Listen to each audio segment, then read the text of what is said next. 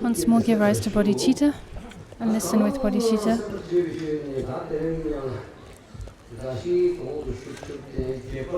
So we now come to the next and 8th subsection, training in asserting one's own independence. When explaining how to follow one's teacher. When your own teachers are staying in the same area, you must first seek their advice for performing consecration ceremonies and so on.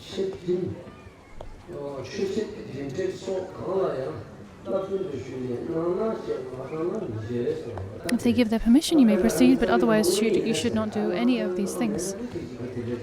So when it says here, when your own teachers are staying in the same area, it's referring to one's own root, one's personal root gurus. This means that when you're staying in the same area as your root guru, you should not play the role of Vajra master. You should not engage in these activities yourself. For instance, when performing a drupchen, a great accomplishment practice, the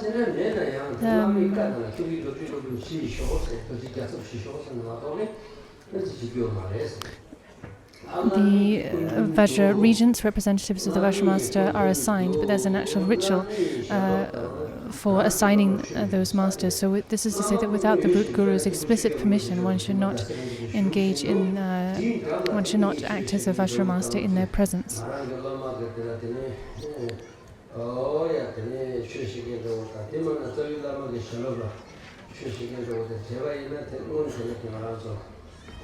Never teach your teacher's disciples or your own in their presence.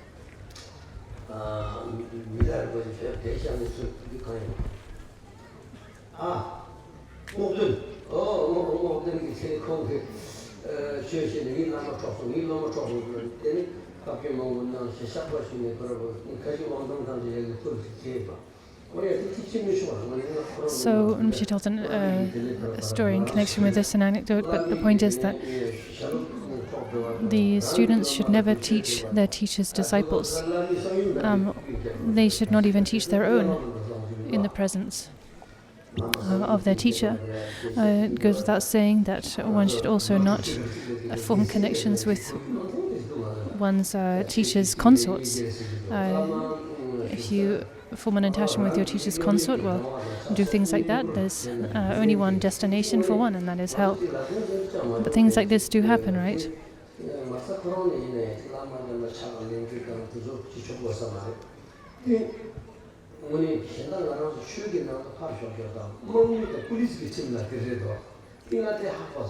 So, even if we look in a mundane situation, like in the army or police, in that setting as well,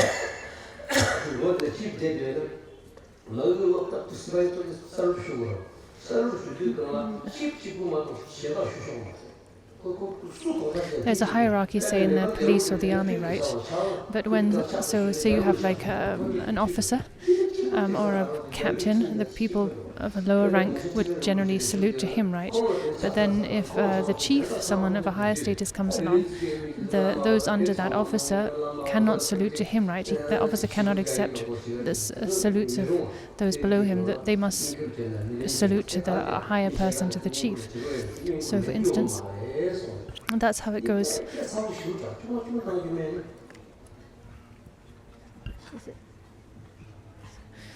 It's okay.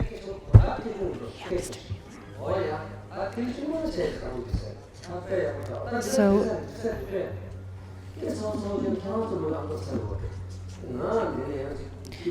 goes without saying that in a Dharma context, then when one's own teachers, when in the presence of one's own teachers, one should not accept the respect, prostrations and so on, or offerings from and the like from one's own students, but it should all be directed towards one's root gurus. So it says here, do not let your own disciples rise from their seats, prostrate to you, or show you other signs of respect in the same place as your teacher is staying. Even if you obtained your teacher's permission and give empowerment and so on in the same area, you should present any offerings you receive to your teachers.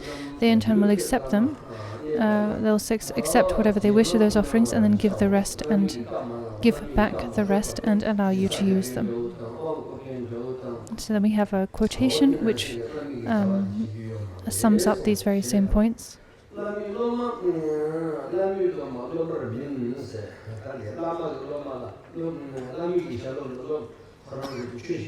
Your teacher's disciples are not your disciples.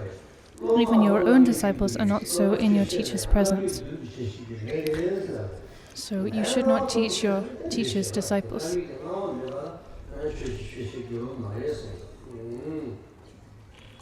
You should not teach in your teacher's presence without their explicit permission. In the past, when we invited Yangtang Rinpoche up to Humla,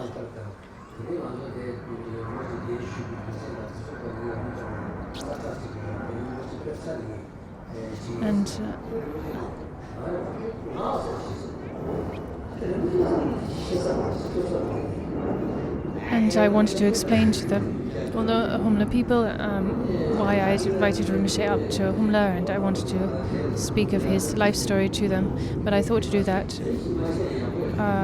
after Rinpoche, so not in Rinpoche's direct presence. But Rinpoche insisted that I do it in his presence.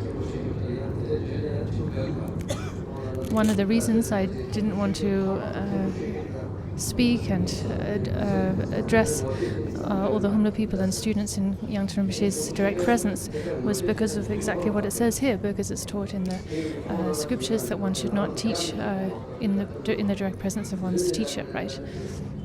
Another reason is that often my teachers, like Yangtang Rinpoche and Ken Rinpoche and so on, they're very humble by nature and really would be very displeased usually if people spoke highly of them in their presence and praised them and so on.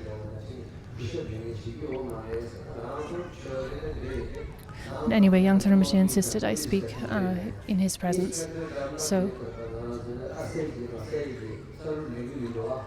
but the point is that just as it says here, you even your own disciples are not so in your teacher's presence, so stop them paying you respect by rising from their seats or prostrating to you. And we can see this same principle applied even in mundane circumstances, like in the police and army, right? Someone of in a lower position will not let their their officers and so on salute to them if a general or someone in a higher position is present, right?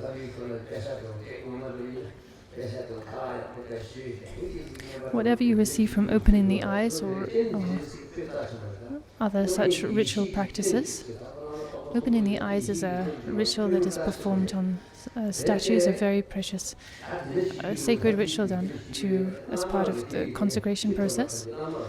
So if you perform such acts and receive offerings in return, you should offer everything you receive to your teachers. And once they've accepted your offering, you may use the rest as you please.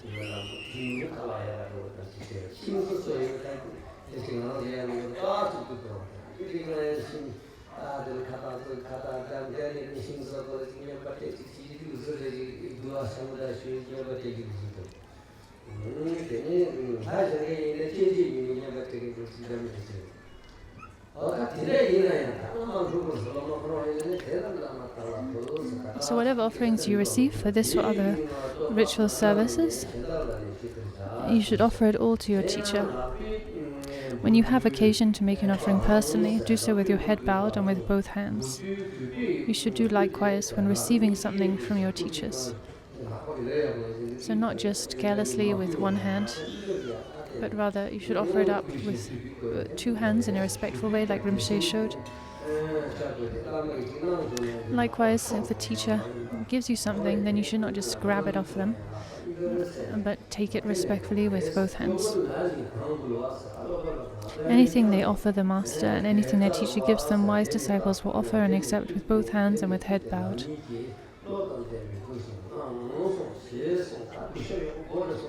So basically what Kyabje Rinpoche is saying is that we need to be respectful. We need to act respectfully.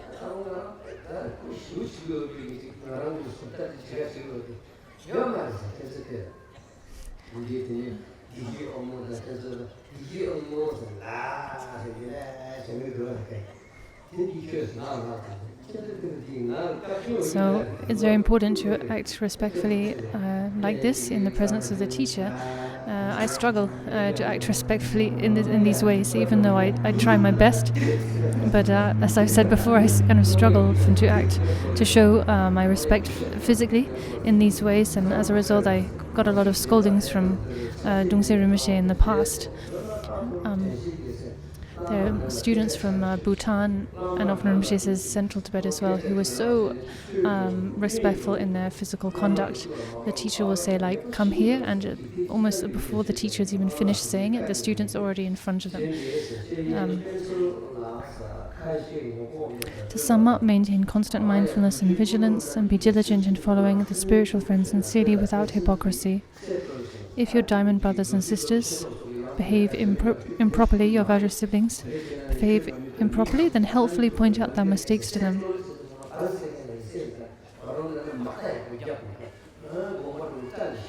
So clarify things, point out their shortcomings in a skillful way, a gentle way, and explain them that you shouldn't behave like that because these are the consequences, and prevent them from doing negative actions.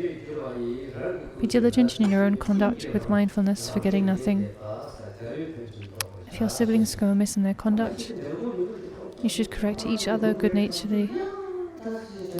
In a sense, there's really no need to actually give any explanation, because Khyentse Drüden Rinpoche's text here is so incredibly clear and accessible.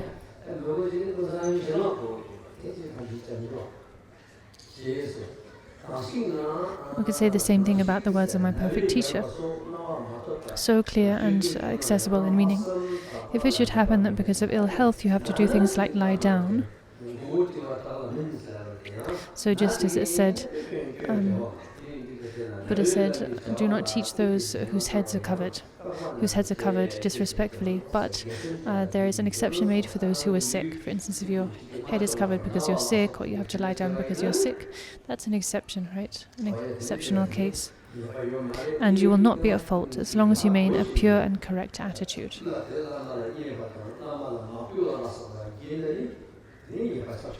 However, if you knowingly,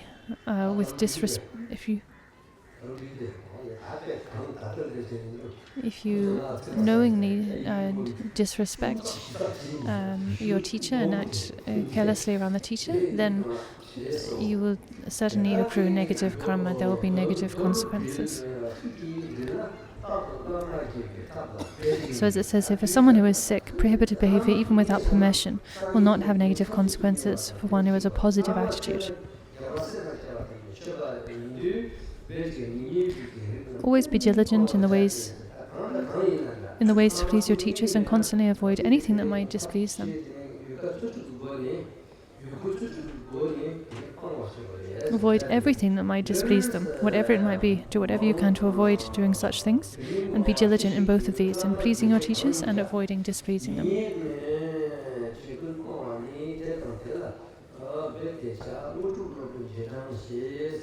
Now on page 42, reading through the first two verses. Accomplishment follows from the master, the diamond holder himself has said. Know this and please the teacher perfectly in everything you do. So accomplishment or siddhi comes from the master. Well, this is referring to a master that is perfectly realized, right?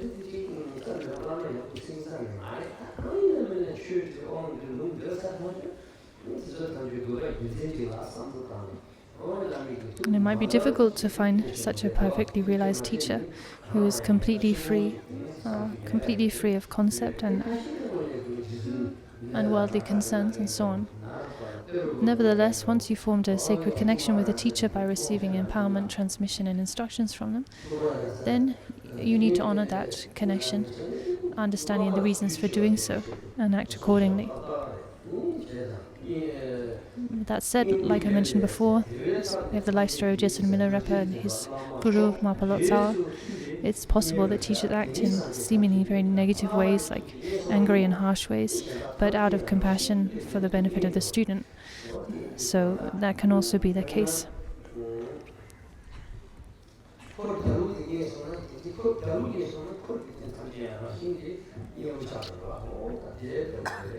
All skillful means depend on the diamond holders. Do everything to please them accordingly. To please them is to please all the Buddhas. The Guru is the embodiment of all Buddhas, the sovereign of the mandala.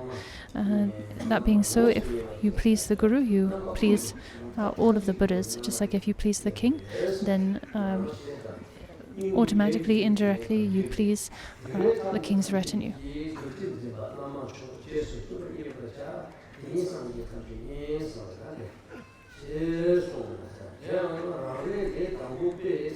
It's naturally very difficult for us beginners to see the teacher as having exhausted all faults and perfected all good qualities. When the teacher is actually present, conditions can easily make wrong thoughts come up.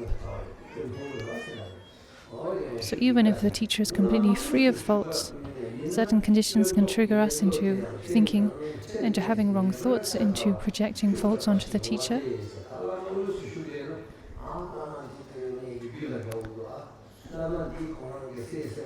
You must resist such thoughts. Thoughts such as, oh, this teacher seems so interested in wealth, this person seems so attached to his consort and family, this person seems so interested in people with high status. In projecting these sorts of faults onto the teacher and seeing faults in the teacher, even if the teacher is free of faults because of our own habits and impurity, we can project these faults onto the teacher.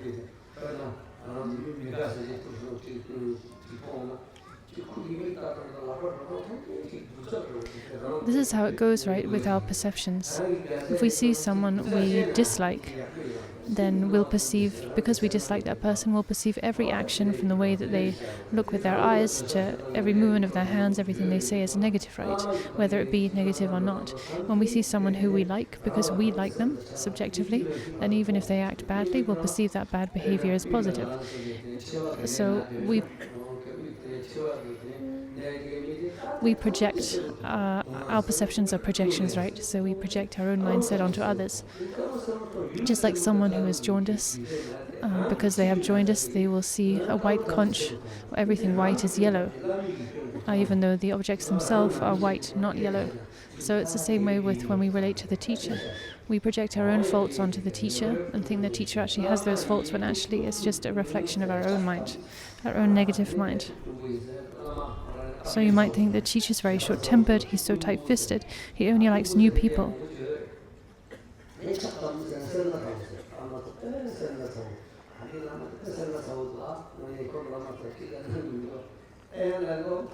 You might think, oh, the teacher's so tight-fisted, so stingy, he doesn't give anything to the teacher.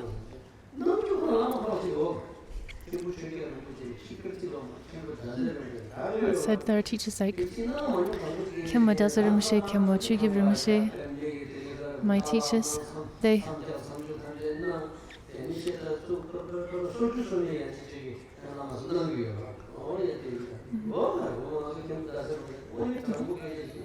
my gurus, these two Kenrimshis, they literally had nothing to give their teachers.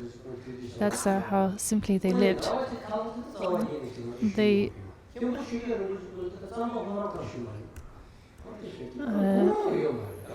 themselves had literally nothing to give, so they gave nothing to their teachers.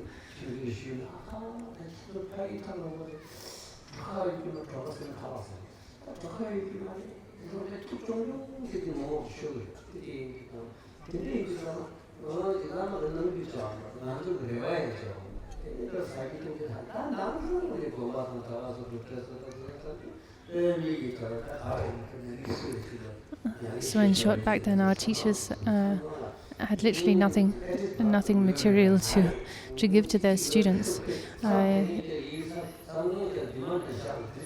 And we also weren't kind of expecting anything from them, anything material. These days, Lama's circumstances are quite different, right? Everyone is much more wealthy. The monasteries often, even monastic quarters, are fit with attached bathrooms and so on. So it's pretty different now. But often we fall into a kind of wrong mindset. What we should really hope to receive from the teacher is the sublime Dharma, right? The nectar of the sublime Dharma. There's nothing of more value, nothing more precious than that. But then often students, they receive lots of precious teachings from their teacher, but they don't really value those teachings, and instead they hope for some kind of material gift from the teacher, whether it be in the form of money or a present or food or something. And if they receive that, then they feel so happy, happier than they do about receiving the profound instructions. If they don't receive that, then they feel disappointed. Oh, my teacher didn't give me any presents. This is a wrong mindset, right?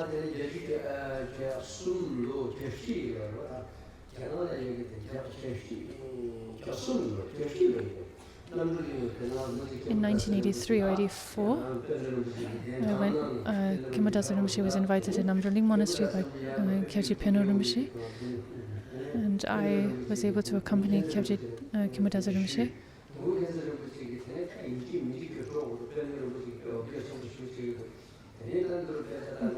Kimadaza Rinpoche was first reluctant to accept the invitation and go, but then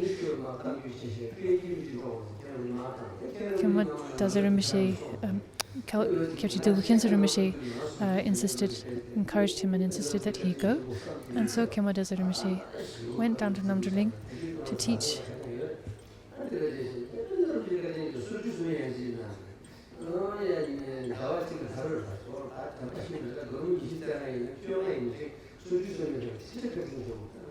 And Kyabje Peno Rinpoche was so generous and hospitable. He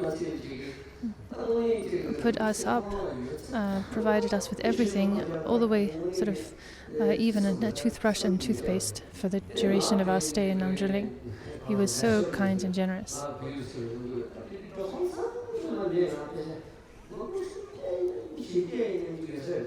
He also gave us a small amount of money.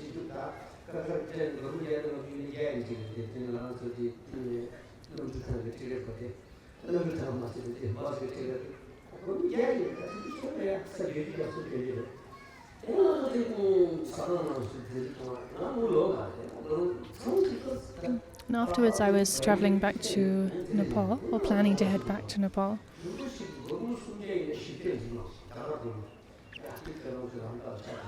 This was 1983 or 4. We had very, very little money back then. Maybe sometimes you just have like 100 rupees or 200 rupees, just enough for the bus fare back from India to Nepal. So I was planning to head back to Nepal from India, and I had just enough to cover the bus fare. Anyway, and then Kyabje Rinpoche gave me 300 or 400 Indian rupees, which was a lot at the time, and said, "Take this for your journey. Travel comfortably and look after yourself." And thanks to his kindness, I had a really smooth and comfortable journey. Got to have snacks along the way, drink Coke, have tea, eat good food. So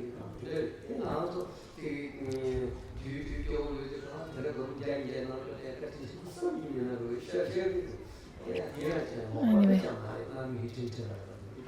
so this is just I say this in recollection of the teacher's kindness. In recollection of the teacher's kindness, Kyabje Peno Rinpoche's kindness in this case. Back then, we were in very tight circumstances back in the 80s, and Peno Rinpoche's gift of just a few hundred rupees made such a difference. It was so generous. And of course, in terms of the sublime Dharma, he showed us great kindness. We received great gifts of Dharma, the whole Namchu cycle and so on from him.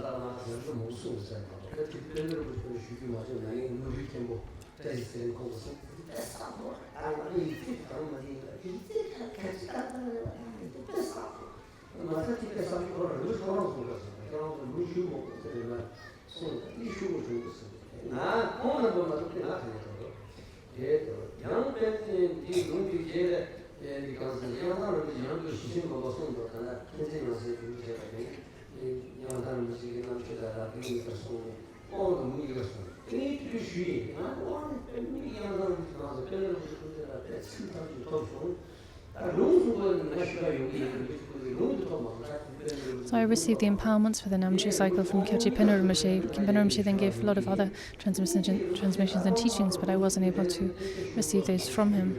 But later, Yangtang Rinpoche, Kyoji Yangtang Rinpoche gave the whole Namche cycle empowerments and transmissions at Shechen Monastery. And I thought to receive the transmissions from Yangtang Rinpoche since I hadn't received those. Then Yangtang Rinpoche told me,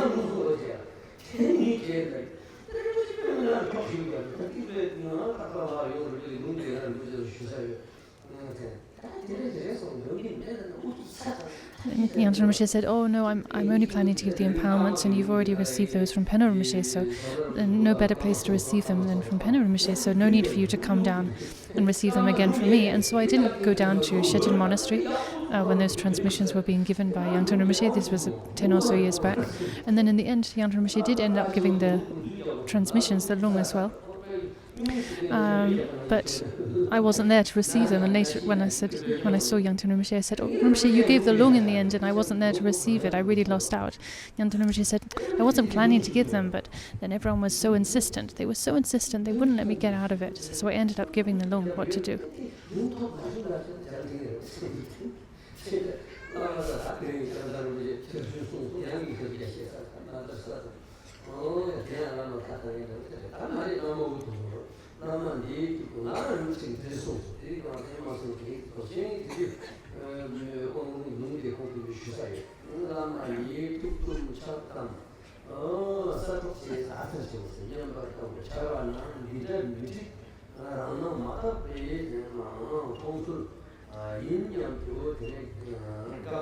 So you must resist such thoughts, such impure thoughts about the teacher, and think, "This is impossible. It's impossible that my teachers have these faults. It's my own impure perception, a way of seeing things. Part from your disrespectful attitude, or confess your disrespectful attitude immediately, or within 4 hours, or at least 24 hours.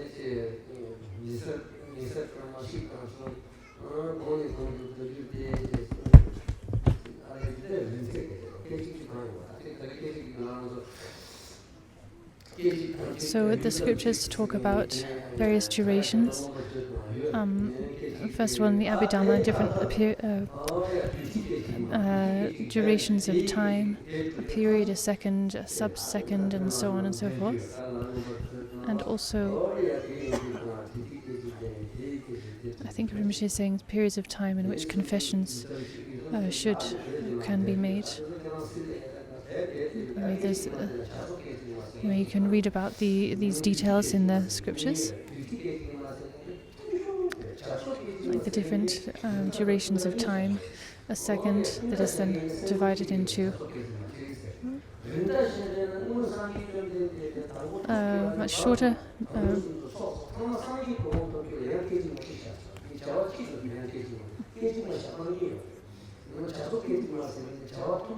Okay, so when it says immediately here, what's translated immediately here means in an instant. And the scriptures, specifically the Abhidhamma scriptures, define what is meant by an instant. And there are two different ways of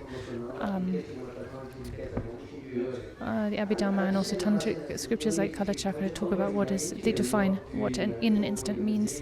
There are two or more ways of defining in an instant. Anyway, you can study the scriptures to learn about those details.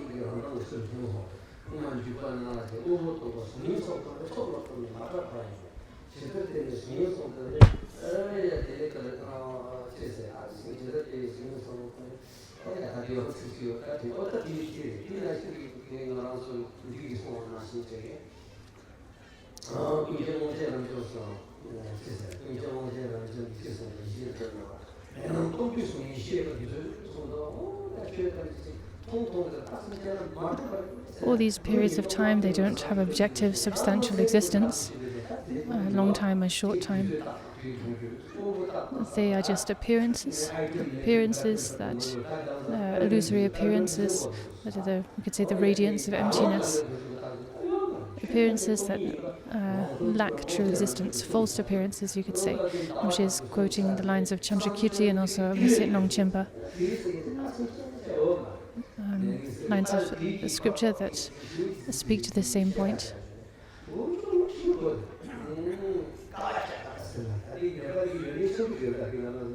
We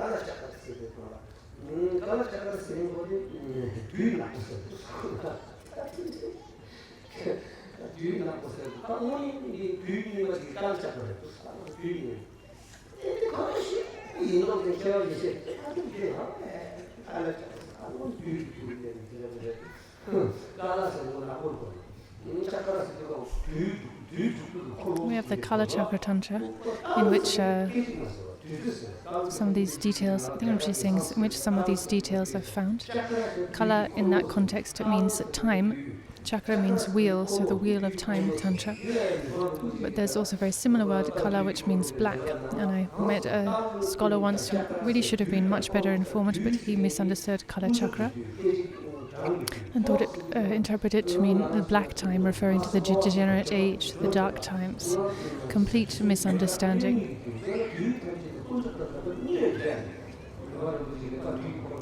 Mipa Rinpoche composed a commentary on the Kala Chakra Tantra and explained two types of time, relative and ultimate time, the ultimate time of primordial equality and the relative time, and explained the Kala Chakra Tantras in terms of these two types of time.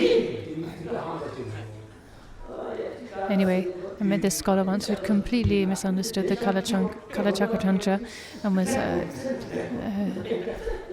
was going on and on to me about how the Kala Chakra Tantra is the black wheel Tantra, referring to the darkness of these degenerate times. I just kind of let him go on and didn't bother correcting him.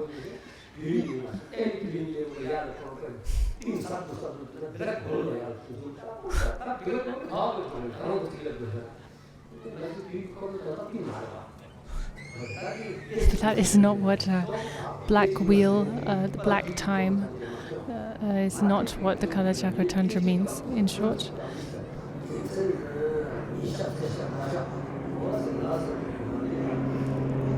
If you have these sorts of impure perceptions of your teacher, you should confess them, meaning part from them immediately.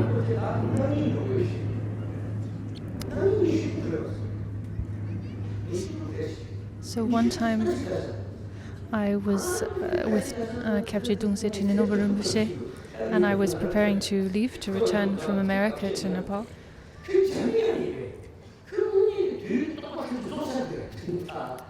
And Rinpoche said, "When are you leaving?" And I said, "The day after tomorrow." And Rinpoche said, "Well, today is the day after tomorrow is the 26th, and that is an inauspicious astrological day." I said, "I know, Rinpoche." And Rinpoche said, "You know that, but still you're going?" And I said, "Oh, I don't have too many concepts about it." Rinpoche said, he said, "What, you think you've transcended all of these things? You're a Manjushri in person or something? You think these things don't matter?" And I said, "Oh, okay."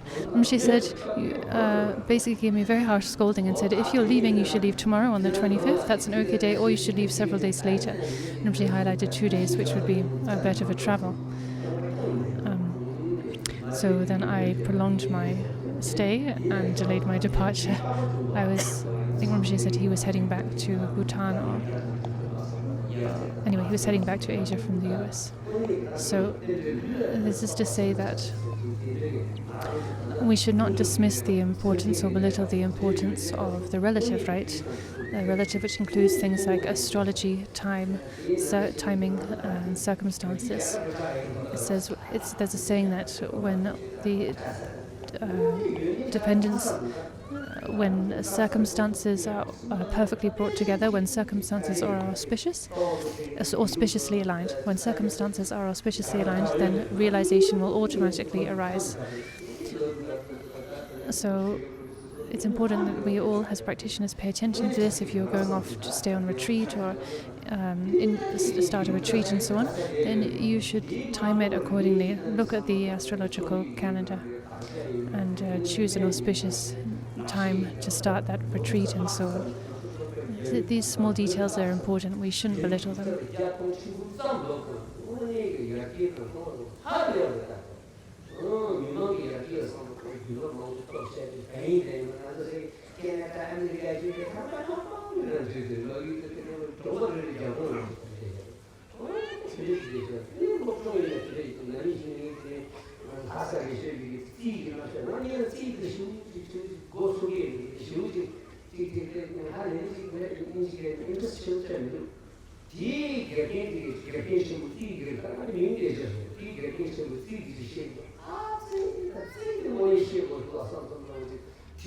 So in the past, I was never very interested in astrology. I just didn't have the interest really.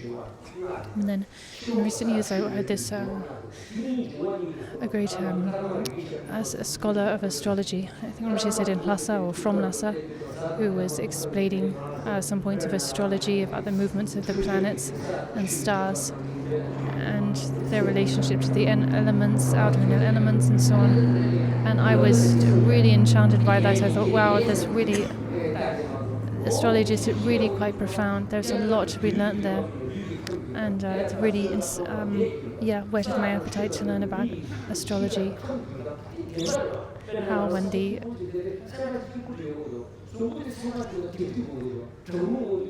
basically about the intricate relationship between the external circumstances and inner circumstances. This scholar was explaining this, that the movement of the planets and stars influence the seasons, weather and environment, and how that relates and influences the elements of our body, which influences our state of mind and so on.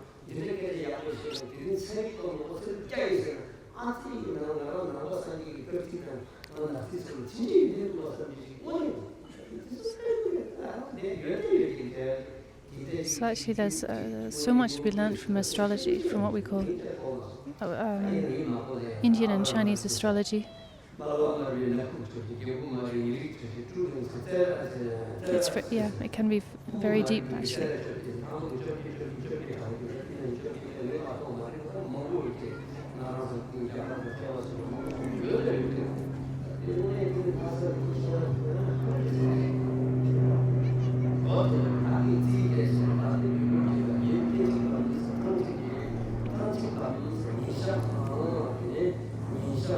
So I just said then Indian and Chinese astrology, but this means as they're studied and upheld in Tibet by the Tibetan scholars of astrology. So constantly dwell on the teacher's good qualities, don't think of faults. And even if you see faults like this teacher being interested in wealth or women or their retinue and so on, consider them as good qualities. Think they are surely my own perception, for the teacher has no faults.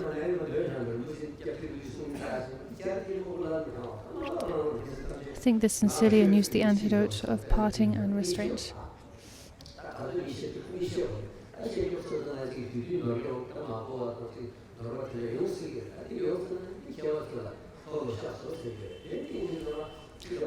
So, as I've said, actually, Kyado Jujun Rinpoche's text, his words are so clear and accessible that in many senses there's really no need to add any explanation. But nevertheless, I've been requested to teach this text, to explain it.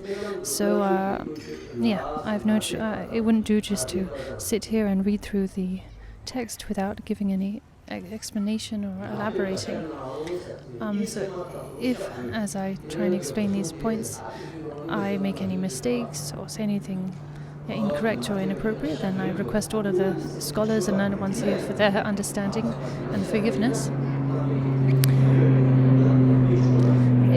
Moreover, should you have a disrespectful thought in a dream with regard to the teacher's conduct, you should part from it or confess it as soon as you wake up.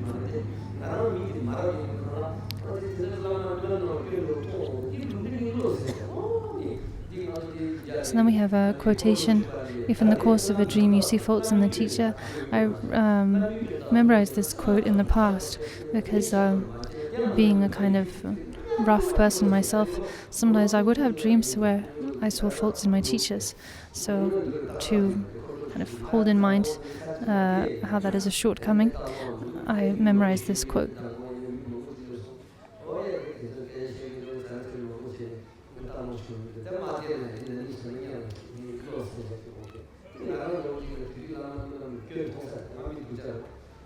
So sometimes I have dreams of my teachers in which I see perceive faults in them. So that's my own shortcoming, my own fault. And if that happens to you, like it has sometimes happened to me, you should part from that the moment you awake. So there's a Tibetan word, shakpa, which is often more commonly translated as confess. Here it's been translated as part from. So you should part from that perception the moment you awake. If you fail to do that, if you fail to confess, it will grow into the cause for rebirth in hell. So if it's very negative karma to have negative thoughts of one's teacher in a dream, then it goes without saying that it's very positive karma, very excellent to have positive thoughts or positive perceptions of one's teacher in my dreams. And I've also had some really excellent dreams of my teachers like Ngondro and so on. Dreams of meeting them, receiving teachings from them, receiving empowerments from them, and really feeling this real conviction, like when waking up, that I really have actually, literally, really received the empowerment from them. That has happened a few times. A sense of feeling like a confidence in the fact that I've really received the empowerment from the teacher, stronger than actually when receiving empowerment in waking life. So from Kimbodazo Rinpoche, one of my root gurus, I only ever received a long life empowerment. He didn't really give empowerments. But that said, the king of empowerments is the pointing out instruction. So if one is introduced to the nature of mind and recognizes that itself is the supreme of all empowerments. Nevertheless, because I hadn't received sort of ritual empowerments from Kimbodazo Rinpoche, I often had this feeling like that was a shame, I didn't receive more than a longevity empowerment from Rinpoche. But then I had dreams later on where I received empowerments from Kimbodazo Rinpoche in my dream. I've also had dreams of receiving empowerments from Ngondro Rinpoche and so on in my dreams.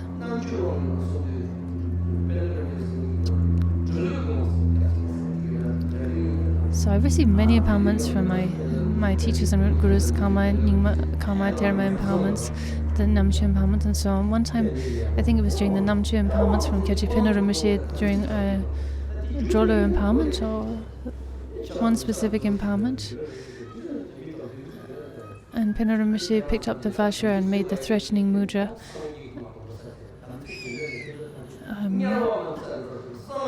Announcing the importance of Samaya, saying, if you receive this empowerment, if you keep this empowerment, it will lead you to realization. If you keep this Samaya, it will lead you to realization. If you transgress your Samaya, there's only one place you'll go, and that is to hell.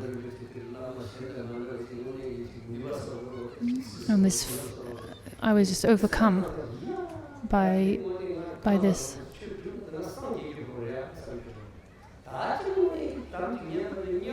And I had such a visceral feeling of strong experience.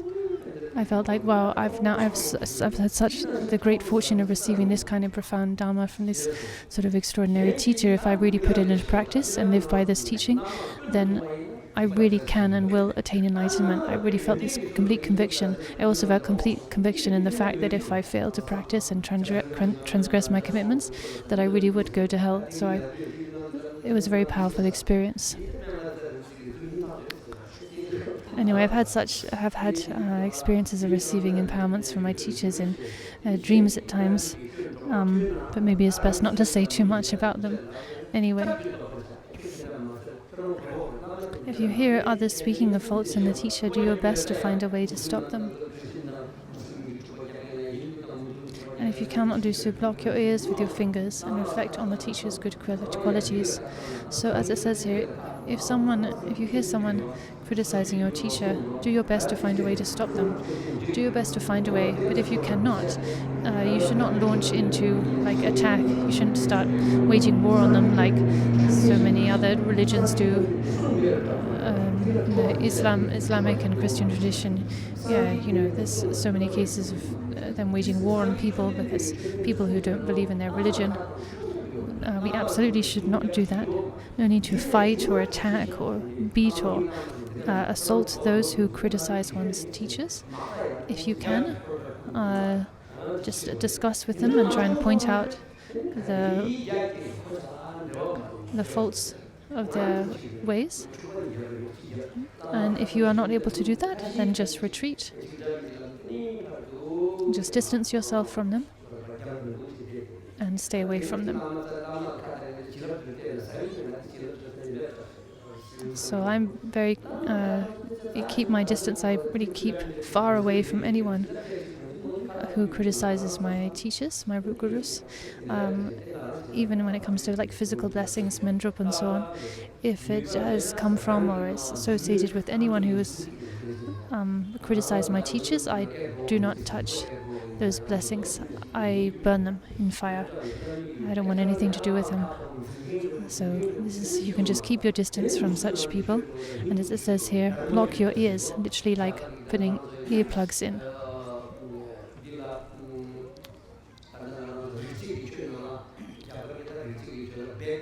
In the Vedic tradition,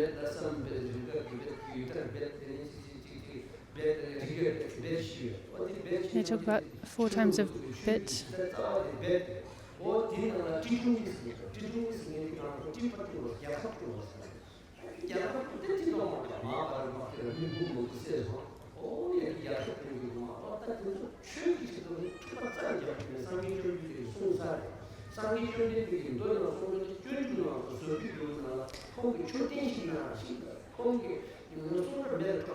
I'm not sure what bit means. Maybe one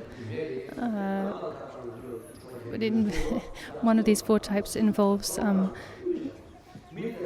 waging war, waging war in order to protect one's kingdom or one's tradition, something like that. Anyway, the point is that in Buddhist tradition, Buddha was very clear about this. He prohibited any such actions, and he counseled non-violence in all circumstances. So even if someone comes and destroys the stupas, destroys temples and so on of Buddhist teachings, then one should not retaliate with violence. One should never retaliate with violence in the Buddhist tradition.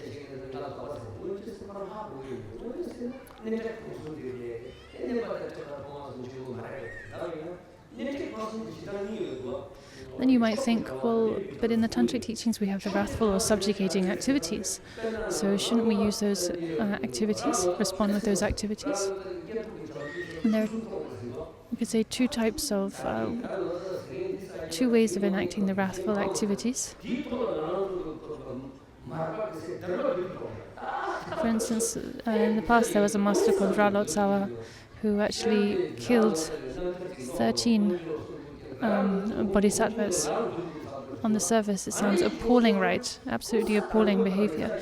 But then when you read his life story, you learn that actually when he killed these bodhisattvas, through the power of his tantric practice, he was actually transferring these bodhisattvas from the bhumi they were on to the higher bhumi. So he was actually elevating them to a higher state of spiritual accomplishment. You know, and when you read the life story and learn that, then you find yourself thinking, God, I wish I could be killed by Ralotsawa and just elevated to you know, the higher bhumi. How nice would that be? So there are cases like that, Ralotsawa, or like masters like Dokyen Siyeshe Doje, who had the power to perform liberation, which basically means to kill someone. Like he sliced dogs in half, but then put their bodies back together and revived them. So such masters can do these things and do them with bringing great benefit to beings.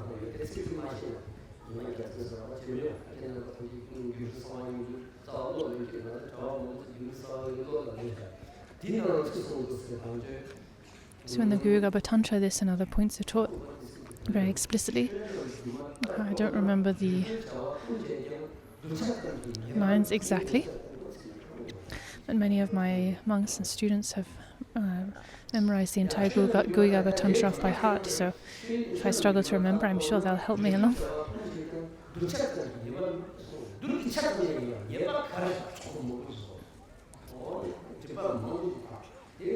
So in the Guru Garbha Tantra, to paraphrase, the lines Rinpoche quoted, it says, when engaging in these wrathful activities of liberation and so on, if they're done properly, then there is absolutely no harm or negativity accrued, only benefit, enormous benefit, and enhancement. That was a very loose translation. So, as it says in the quotation here, if they criticize the Diamond Master, stop them by peaceful means or wrathful. So we were speaking to that wrathful means there. If you do not have the ability, mindfully block your ears. Don't associate with them or talk to them. So if you don't have the ability to enact those enact those activities, block your ears, distance yourself from such people.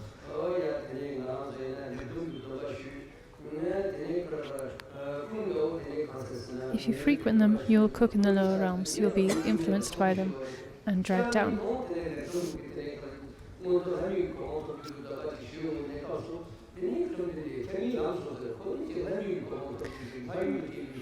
In the sutras we read about Devadatta, Buddha's cousin, who was eventually inspired to become a monk and got ordained. But he got ordained because he wanted to gain rebirth in the higher realms of the gods, and was observing his monastic discipline to that end. Then Buddha told his other students, he said, Devadatta is just observing his vows with a mundane motivation, not out of pure renunciation like you, so the rest of you should avoid him, you should shun him. And this really got to Devadatta. He was being shunned by his Sangha members who previously were his friends, He was Buddha's cousin after all. And he got so desperate eventually one day he said, what is going on? Why are you all ignoring me?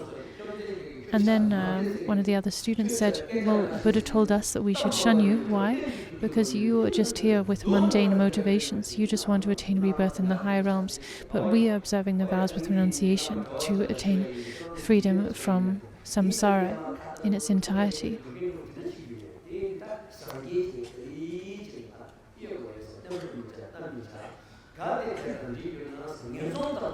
So I mentioned this story with reference specifically, or in mind specifically, of the renunciants and monastics here. This is another instance of the skillful means of just distancing yourself from people with negative mindsets and so on. Instead of attacking them or creating conflict, just keeping quiet and distancing yourself from them. That's the best way to look after yourself. Nowadays, there are many people who talk about the qualities of, say, a good dog or a good horse, or their cattle. Like nomads and farmers will often really go on and on about their dogs, their horses, their cattle, about their qualities, their pedigree, their this and that. So much so, it's sort of like they're willing to prostrate to their animals. So Dujun Rinpoche is saying there are people who talk, who extol the qualities of their animals, but when it comes to the excellent qualities of a master who teaches the Dharma, their own guru,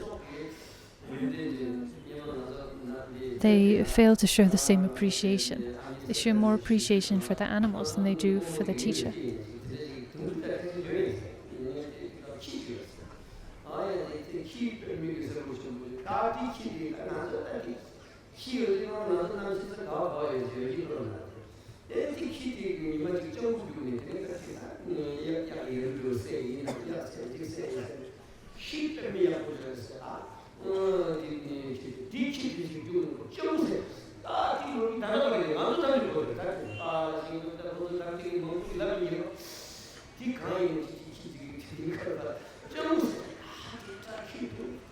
So in the past,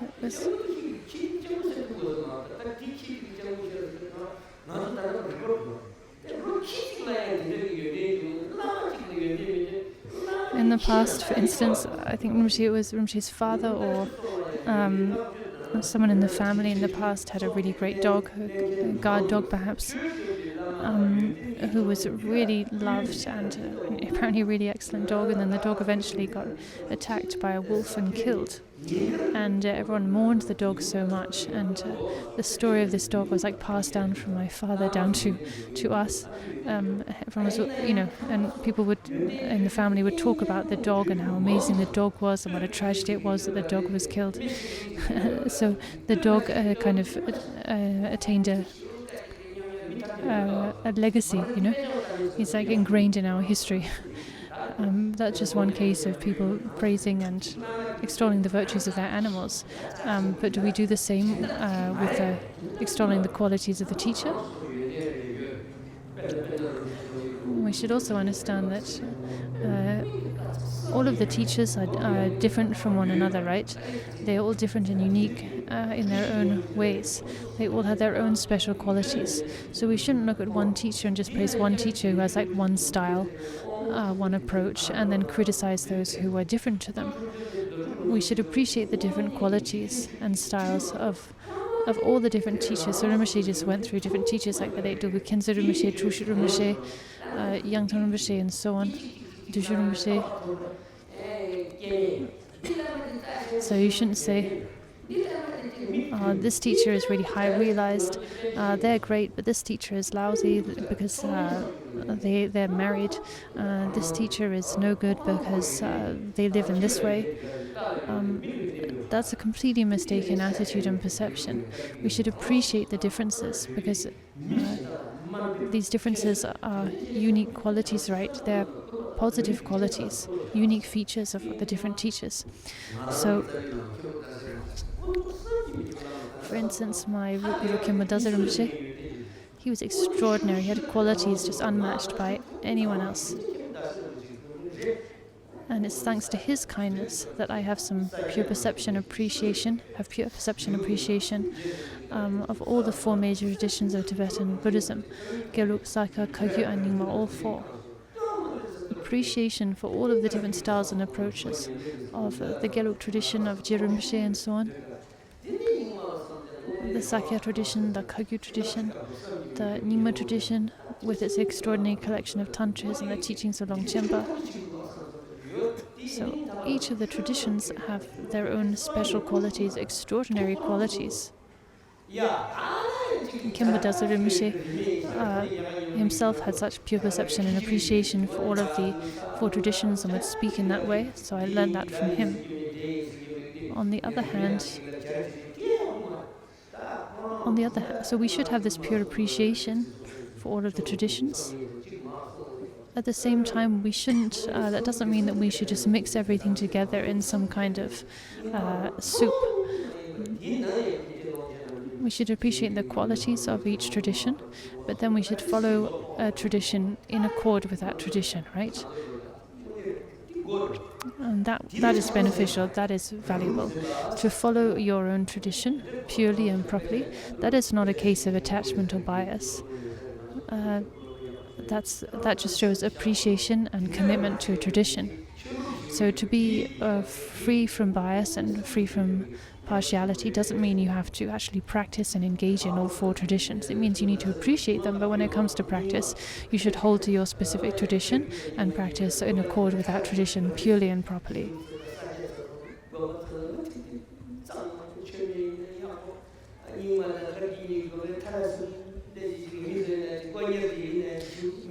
When you go to Gelug and Sakya monasteries and temples, they are so clean and orderly. And that's so inspiring. There's so much blessing in that. That's the legacy of Je Rinpoche, the blessings of Je Rinpoche. In comparison, the Kagyu and Nyingma temples always seem a bit chaotic and dusty, Anyway, the point is that each of these traditions, the styles and appearances and approaches, they're all excellent qualities, unique features and excellent qualities, and we should appreciate that without seeing contradictions or thinking that one is better than the other.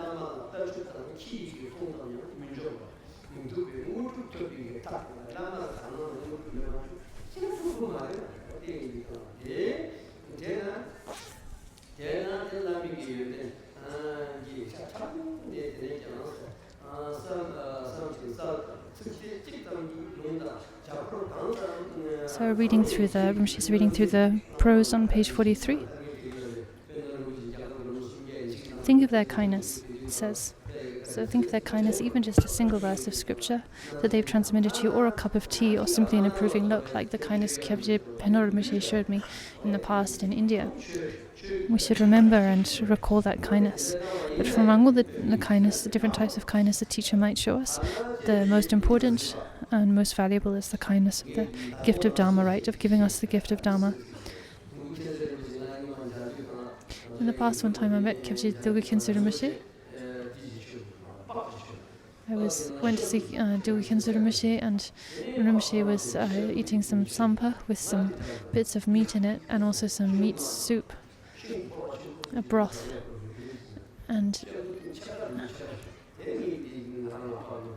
Rinpoche was eating this from a wooden bowl, and then Rinpoche called me to sit beside him, and Rinpoche said, have some of this, and he gave me a handful of his sampa and a handful of his soup, which I immediately ate with so much delight and pleasure.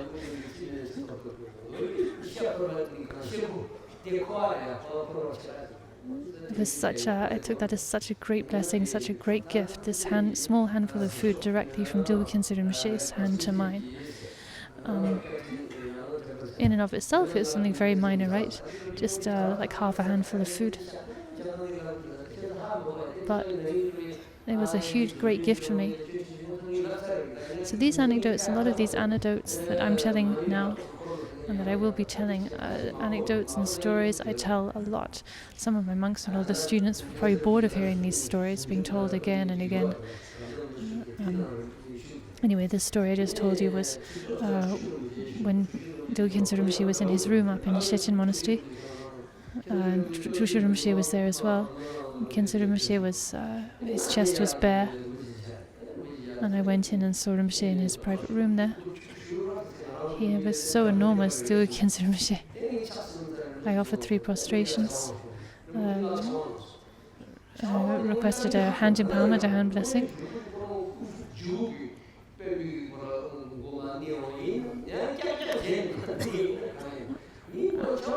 Anyway, when he placed his hand on my head actually, because his hand was so heavy, my head actually like hit Rinpoche's table. You know, my head kind of fell down and hit Rinpoche's table. And I don't know if that's because Rinpoche was like playing and hit me hard on the head, or if it's just because he was so big and his hand was heavy. But anyway, then my head struck his table, and then Rinpoche took my head in his hand like a football and was rubbing his hands over my head, around and around, touching my cheeks and my crown and the back of my head, all over. It was such a wonderful thing. It was just an extraordinary blessing as he was holding my head in his hands and caressing me affectionately like that.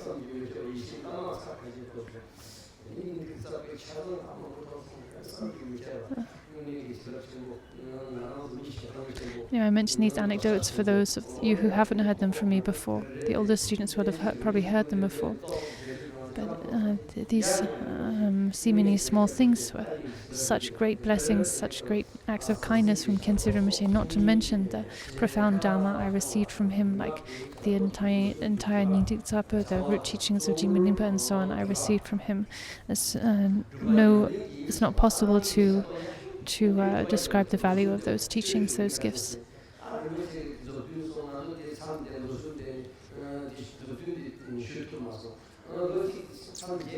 When Rinpoche gave the transmission of the 7 treasures of Longchenpa, I was on 3 retreat, and so I couldn't receive those teachings, and I regretted that. And then after my retreat, when I went to meet him, I expressed my regret. Rinpoche said, "You absolutely do not need to regret not receiving the 7 treasuries from me, because you were in retreat, and there is nothing more beneficial than staying in retreat."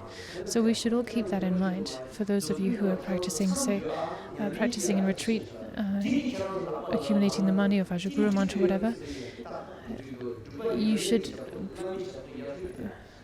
That is the best way to practice, the best way to serve your teacher. There's nothing more valuable than that, so you don't need to regret that, oh, I'm staying in retreat and that means I'm not able to attend this teaching or receive this or that teaching, or I'm not able to, not able to earn money so that I can offer this and that thing to my teacher. There's nothing greater than devoting yourself to practice. That is the greatest offering, the greatest service, the greatest thing for oneself.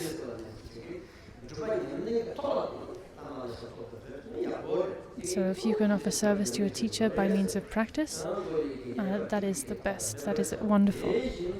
So as it says here, serve them with your body and speech. This will purify the obscurations of your body, speech and mind, and most importantly, serve them with your practice. Through this you will hold the teachings of the practice lineage. And we have a quote from the sutra requested by Maitreya.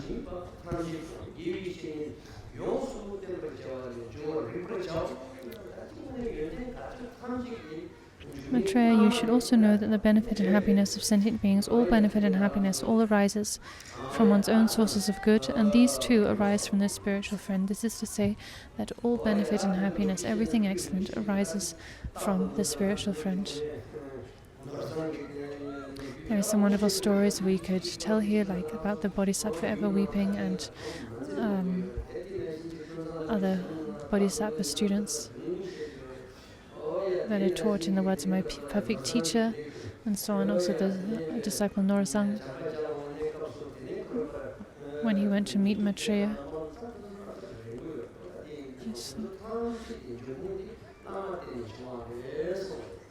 And all these wonderful stories that illustrate that all possible goodness comes from the spiritual friend.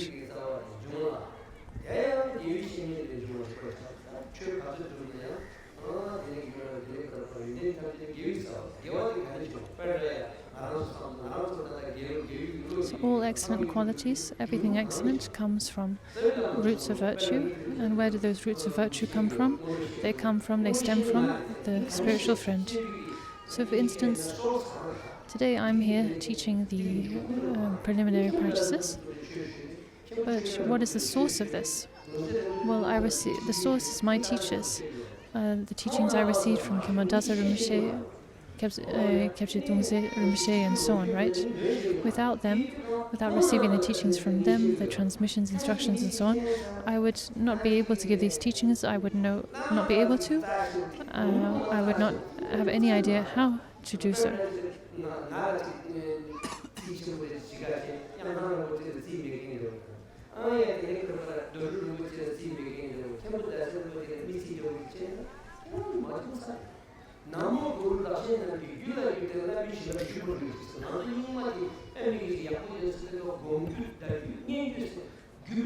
In the Nyingma tradition, we have the threefold transmission of the wisdom transmission, symbolic transmission, and hearing transmission. And this successive line of transmission that goes from the present day all the way up to the original source of the teachings, right, from teacher to teacher to teacher, all the way up to Samantabhadra.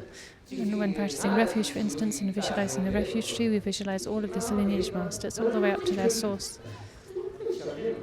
So since the teachings and all excellence and all the excellence of the teachings comes from our teachers and their teachers in turn, we need to acknowledge this kindness. We need to acknowledge this and acknowledge their kindness.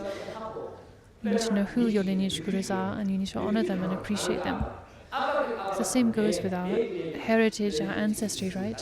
Who are our parents? Who were their parents, right?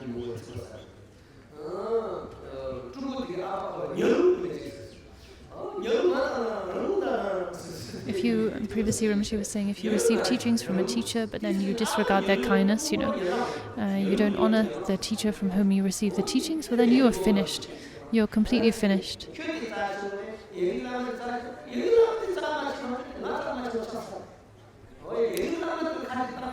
For instance, if you disregard the lineage gurus, or you disregard your ancestors and you think they have no value, well then automatically you have no value, right? If the lineage masters or the ancestors from whom you've come have no value, how is it possible that you have value, right?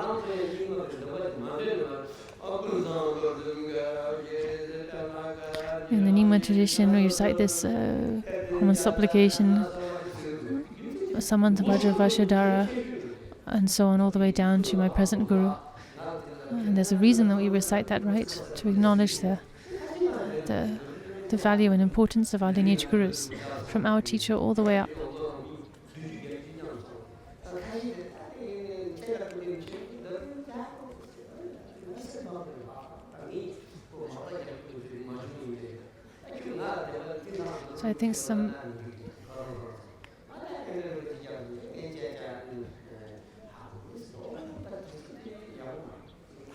So I think Rinpoche is saying that, some people might say pay respect to one teacher, but then not pay respect to their teacher's teachers, They might say, I have faith in you, but, your teacher is Dodo Rinpoche or whoever, but I don't really know anything about them. I don't have any feeling or any faith for them. That is completely incorrect, right? We need to cultivate faith and appreciation for our lineage gurus, as well as our root gurus.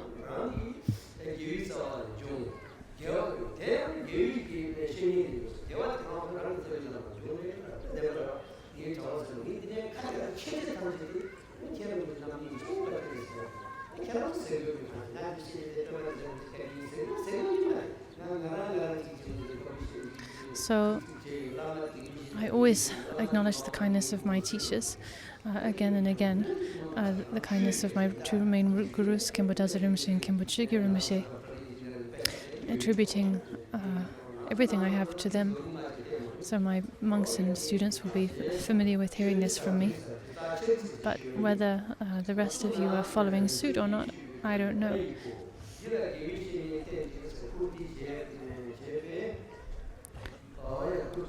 By following and venerating a spiritual friend, you will see everything as a pure Buddha field. You will obtain the supreme concentration of great compassion, and so on.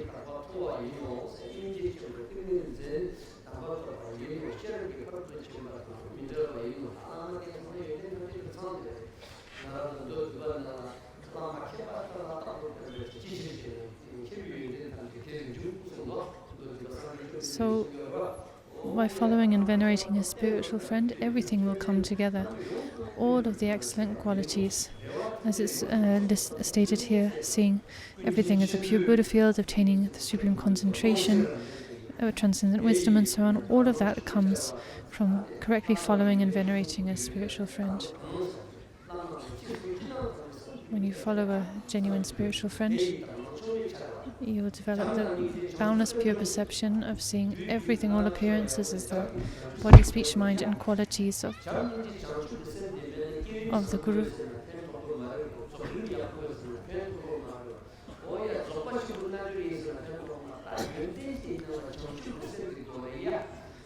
This is here great compassion, the great compassion of bodhicitta.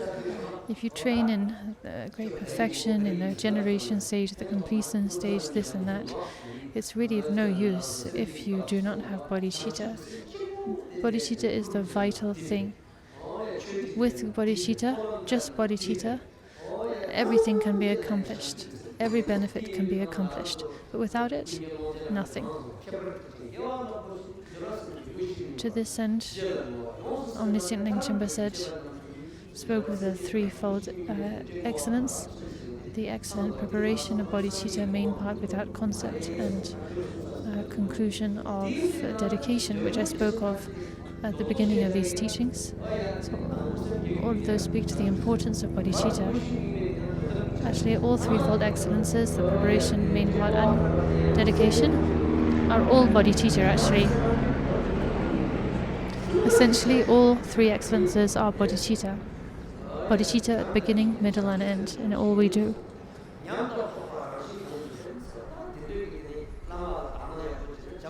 So as Longchenpa says here, as a result, unbiased, pure perception arises. One is trained in loving kindness, compassion, and bodhicitta. Experience and realization naturally grow. All of this happens. All of this arises from following and venerating a spiritual friend. One acts on an infinite scale for others' good. One will naturally benefit others in vast ways and accomplish all their wishes in accordance with the Dharma. All this is widely dealt with in numerous texts. This completes a brief account of how to follow the spiritual friend who is the root of the path. So now we've completed the first main section, which covers how to follow a spiritual friend, the root of the path.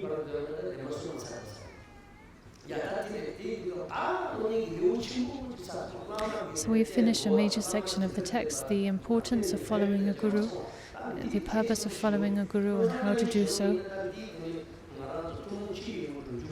As I've said, though, in the words of my perfect teacher, Papaji Rinpoche, these points are explained after the 4 mind changings. But here, Khyentse Drüden Rinpoche explains these points at the very beginning, and there's great reason and rationale to explaining these points at the outset, because the root of the Vajrayana, the entryway to the Vajra path is empowerment, and empowerment is received from the Vajrayana master. So the Vajrayana path begins with the guru. That's why Khyentse Drüden Rinpoche explains this at the very beginning. It's not the case, though, that now that we've covered these points about the guru, we can just cast them aside and move on to something else. It's not like that at all.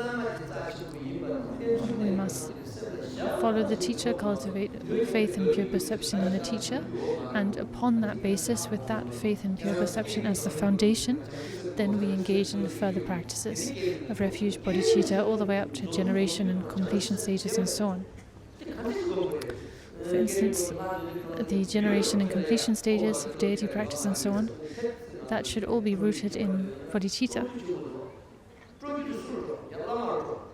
In bodhicitta and in faith and pure perception. For instance, if you think of Trodikali practice, Trema practice, during the mantra recitation, you visualize radiating out offerings.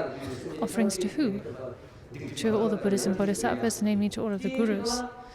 And then gathering those light rays back and radiating out offerings to sentient beings. As a display of compassion for all mother sentient beings. So that is a display of bodhicitta, right?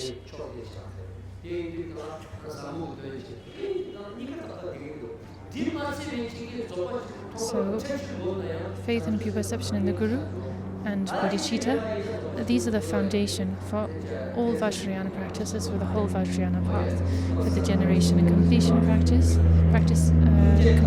deity practice, and so on, as well as the Trekcha and Toga practices of Dzogchen.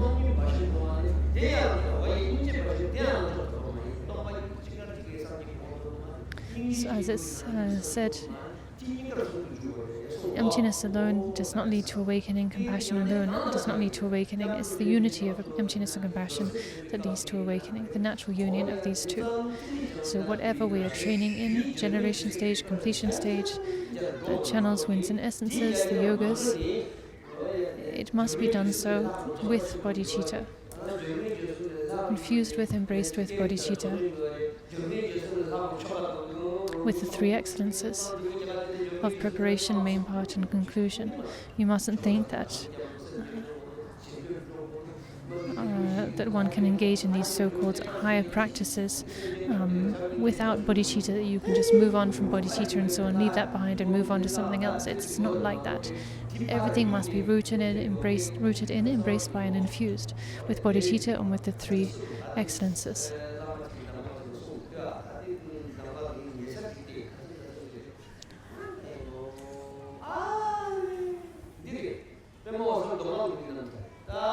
Pema Özal Donglat Limba's life story, Khyentse Wangpo's life story, which I was reading recently when I was on a 3-year retreat. That was the first thing I read during my retreat. And in there, it says, whatever practice you're doing, refuge, bodhicitta, prostrations, whatever, you need to be able to condense all the vital points into a single point, so that when you're practicing refuge, bodhicitta is included. When you're practicing bodhicitta, the generation and completion stages are included, and so on and so forth. Otherwise, if you don't know how to include the qualities of the vital points of other practices into the practice you're focusing on, then you will not progress. So, for instance, you need to be able to condense the vital points of the great perfection into refuge. And then you might say, well, how can you do that? Well, the empty essence, luminous nature, and unobstructed capacity, these are the secret refuge. So these aspects of the natural state of the great perfection, you take refuge in those when taking refuge, and so on and so forth. You need to be able to condense all the vital points of practice into a single practice. So this is a really vital instruction, and when I read this, I'm pretty sure it was in Pema Sodong Rinpoche's biography. That really helped me. Such a vital point. To know how to gather in and apply all vital points of all aspects of practice, from refuge up to the great perfection, into whatever specific practice you're engaging in, whether it be refuge, prostrations, generation stage, or the great perfection itself. As it says in the Three Vows Liturgy, all the so-called lower practices are stepping stones to the great perfection. So they're stepping stones or aspects, stepping stones to the great perfection, leading to the great perfection.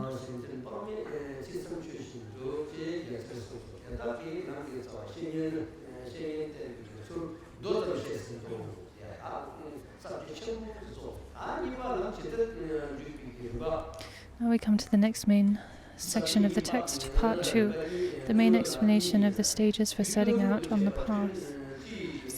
This is comprised of 2 subsections: the general preliminary practice for each session, which makes one a fit vessel, and the specific preliminary practice for the yogas of the 2 phases.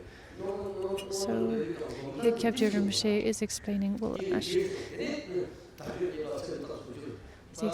how do we actually engage in the preliminary practice itself. When sitting down to actually do the preliminary practices in a session, well, how do we go about that at the outset? How do we begin? This is what he explains here in this first subsection.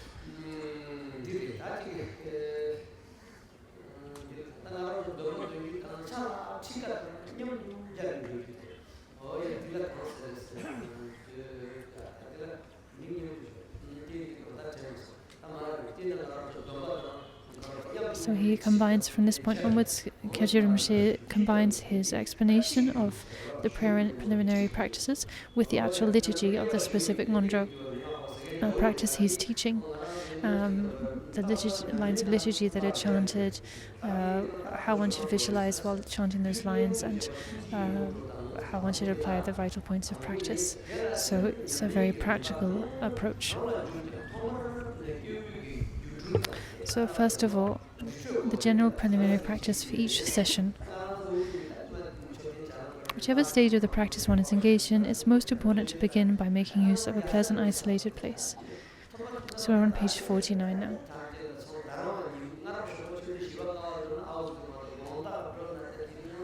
A pleasant, isolated place. So Bodha, this area, is actually a very sacred place. But it has become a very, very busy place. It doesn't really have the guise of the appearance of a sacred site, because it's become so built up and so busy. Unless you go to the stupa very late at night or early in the morning, like 3 or 4 a.m. The stupa itself is as busy as a marketplace. One of the practitioners of our tradition, again, Rigsa Rinpoche, he spent his entire life in isolated places, all throughout the Himalayas, and he ended his life up at Nagigompa, up in Shivapuri, outside Kathmandu.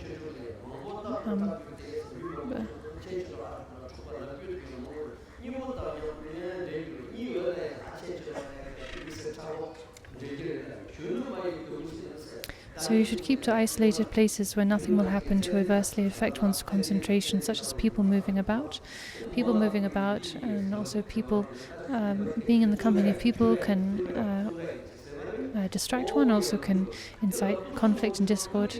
If you're alone, there's no one to get into a conflict with. Like bangles on a young maid's wrist. women traditionally wear bangles on their wrists, like 2 or more bangles, right? But then they bang against one another and they make a noise, right?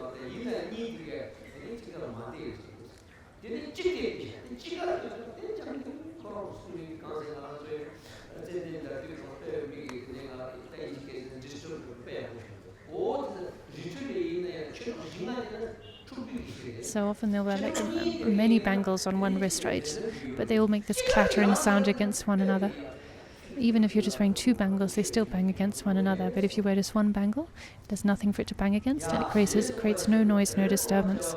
So it goes like when practicing. If you go to a remote place, but you live with, say, just 4 or 5 Dharma siblings, that's enough company to create quite a lot of disturbance.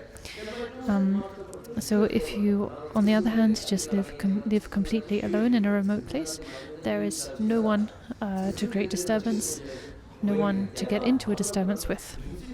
You're at complete peace. Even when practicing the great perfection, even if you have realized the natural state of the great perfection, it is taught explicitly in the teachings that until you gain complete stability in your realization of the great perfection, you should rely on remote places, rely on isolation. Do not keep to busy places where you'll be subject to distraction and so on.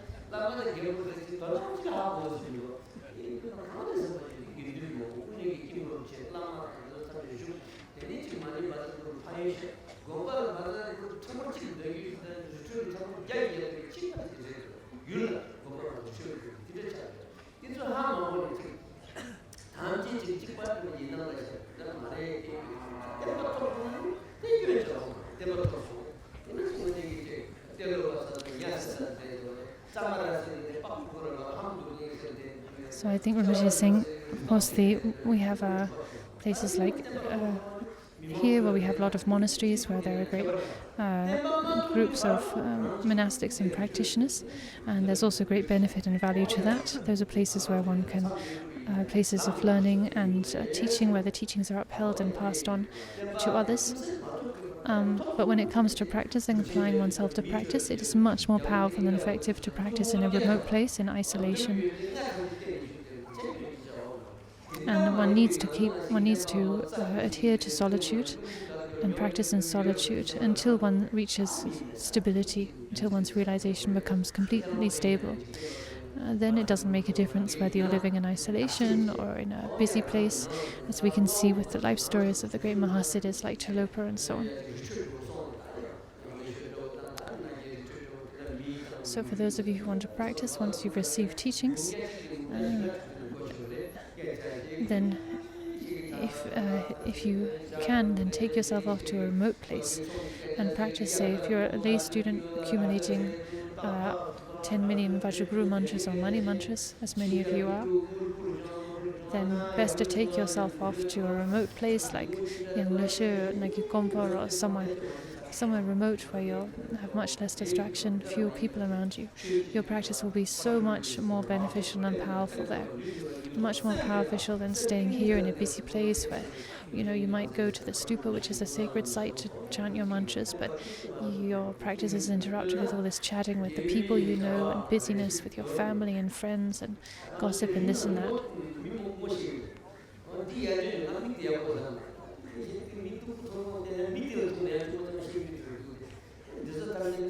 This is such a big hall this time, and my eyesight isn't so good.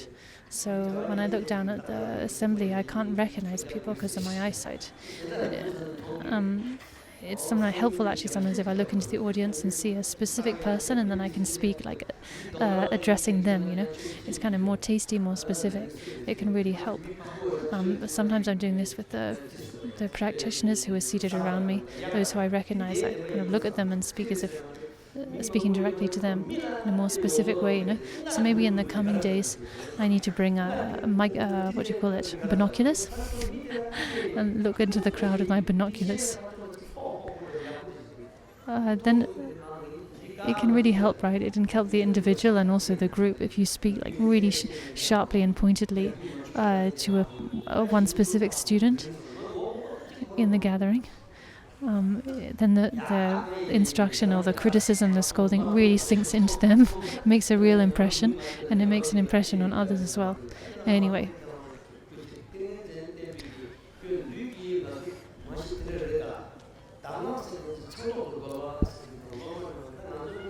Some of you might find this a bit affronting, but what to do? This is how it is, this is how I do things.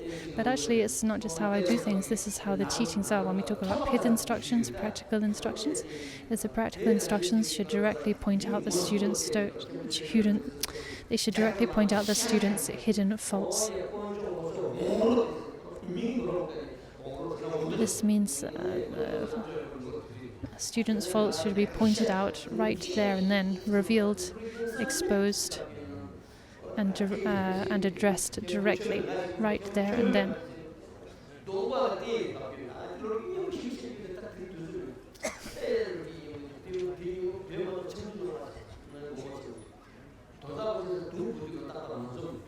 So one time, my teachers were like this. They were merciless in their scoldings, in exposing students' faults, not in private, but in public. There was one time when Kimbuchugi Rinpoche was teaching at Dzogchen.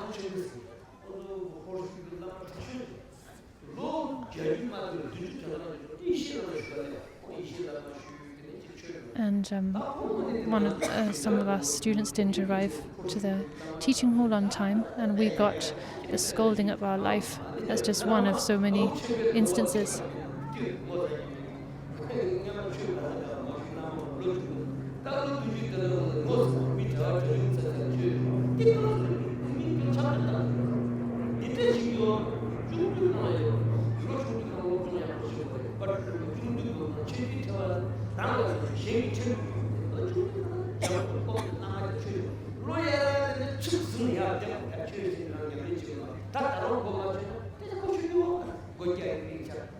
Tadru Rinpoche said very explicitly, it's when you're young that you should receive teachings. It's when you're young that you should study.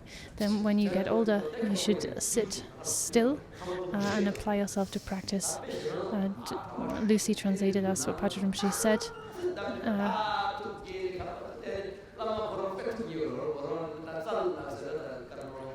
Anyway, to this end, one time, one of Rinpoche's teachers gave a student a really harsh scolding to this end.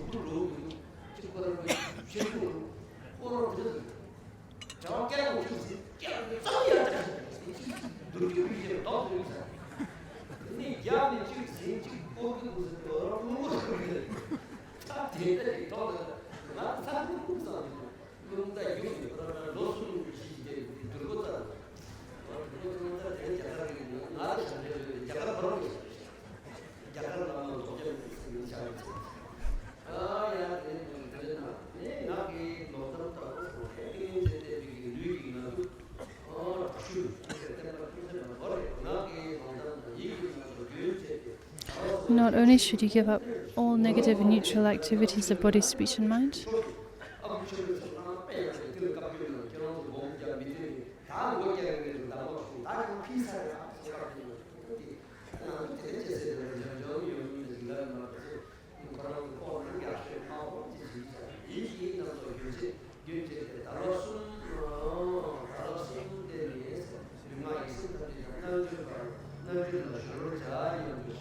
Also, until you achieve a little stability, you must, even for the time being, abandon positive actions if they adversely affect your concentration and so on.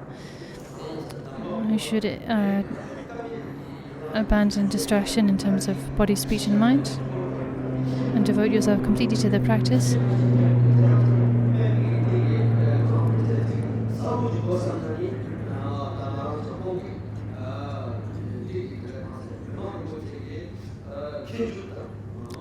And for this, it is important to have in mind the 8 types of mental application that act as antidotes in eliminating the 5 faults. These are very, very important points. These 8 mental applications that remedy the 5 faults. If you want to learn these in more detail, you can look at Mipo Rinpoche's Gateway to Knowledge, as well as Mipo Rinpoche's overview of the Guru Gaba Tantra, the Luminous Essence,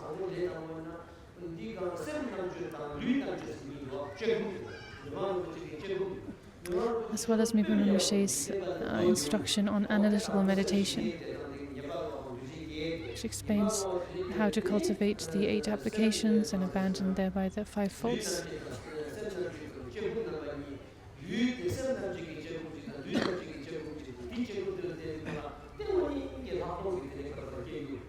And thereby cultivate shamatha, and with a basis of shamatha to then cultivate vipassana, deep insight. If one cultivates first of all a good foundation of shamatha and vipassana in this way, then this is a very sound foundation and excellent preparation for the practice of the great perfection. It's a very short instruction on analytical meditation by Mipo Rinpoche. You can find it in English on Matsawa House. It's just 3 or so pages long in Tibetan. Very short, but contains all the vital points for cultivating shamatha and vipassana. It can be very challenging if you just jump straight into the great perfection practice without a basis in shamatha and vipassana meditation. So as beginners, it's very important to first of all cultivate shamatha, state of calm abiding, as a preparation or foundation for vipassana. And to do this, one cultivates the 8 types of mental application, which remedy the 5 faults. So I think it would be very wonderful and very beneficial actually to teach Mipo Rinpoche's text on analytical meditation for, say, over the course of 4 or 5 days. I think that would be enormously beneficial if we could do that.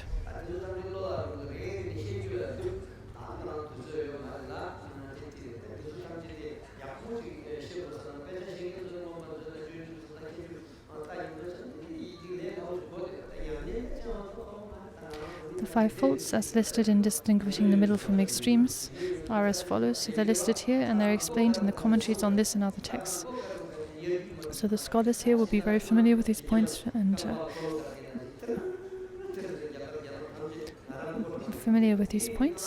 are well versed in them.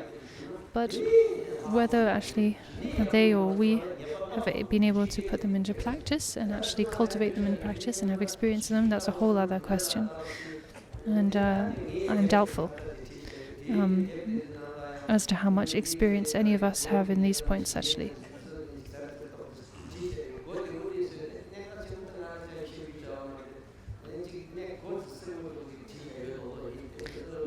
I wrote a book called The Great Secret of Mind, in which I give some explanation, some brief but clear explanation of these points, the 8 applications and 5 faults, many with the intention to help foreign or international students.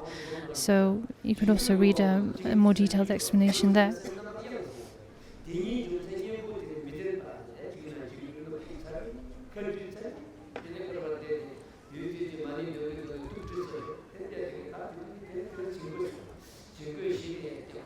Laziness, forgetting the essential instructions, wildness or dullness. Dullness means getting sleepy and lethargic, even nodding off to sleep and becoming so drowsy your nose starts to run. You even let out a fart while chanting mantras because you're just so sleepy and unaware. Non-application and over-application. Non-application means you don't apply the techniques. Over-application is you overdo it. You're too uptight.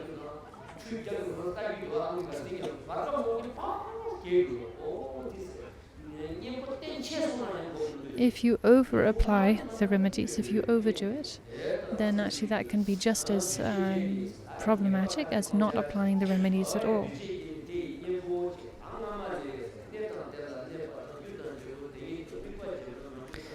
In the same text, the 8 applications are explained: interest, effort, their respective cause and result, and so on.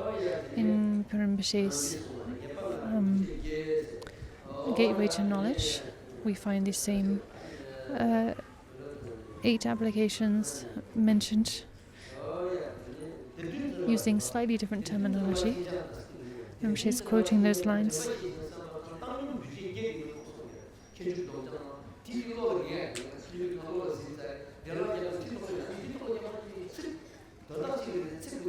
So I've memorized these points as they're found in Mipo Rinpoche's Gateway to Knowledge, and because Juju Rinpoche is quoting them, quoting a slightly different text with a slightly different order and so on here,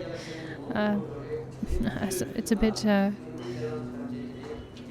sometimes get a bit mixed up with the order and so on when matching Mipo Rinpoche's lines with these lines, and it would take quite some time to go through them one by one.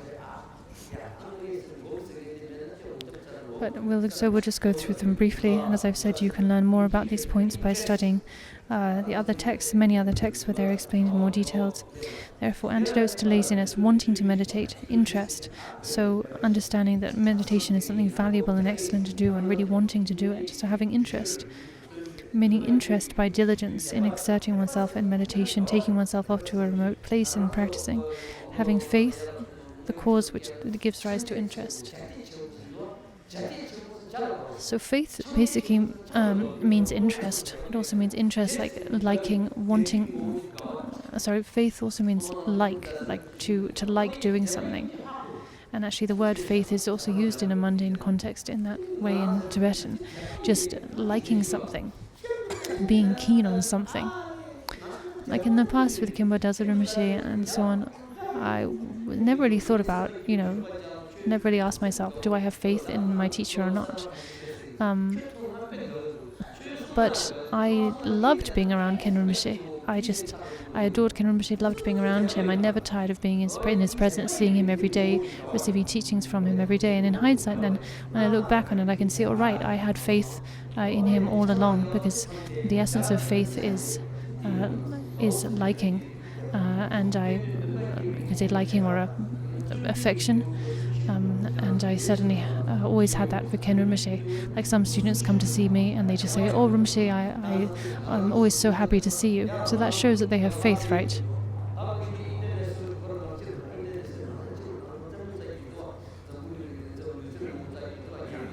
We have the Olympics, right? The Olympics. In the Olympics, when you see, people doing acrobatics, holding onto those hoops and circling their body up and down and doing amazing things with their body. It seems almost like a miracle when you watch these athletes perform their acrobatics. But it's not a miracle, actually. It's the result of training, right? As it says here, perfectly trained and flexible, so we can attain the same kind of mastery of our mind through practice, through diligent practice, the same kind of mastery that athletes attain through diligent training in their sport.